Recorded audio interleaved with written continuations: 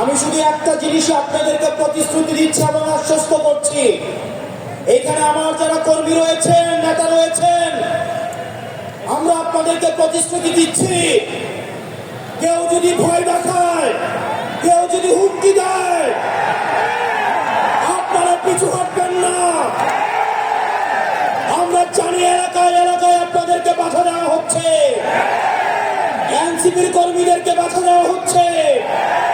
আমরা একটা কণ্ঠে বলতে চাই, টেকনাফ থেকে তেঁতুলিয়া, রূপসা থেকে পাথুরিয়া, এনসিপির একটা নেতা কর্মীর দিকে যদি কেউ চোখ তুলে তাকায়, আমরা তাকে রাজনৈতিক ভাবে মোকাবেলা করব।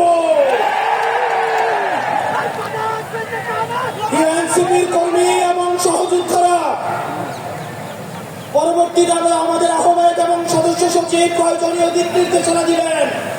আমাদের যদি জীবনও চলে যায়, আমরা তাদের দিক নির্দেশনা বাস্তবায়ন করব।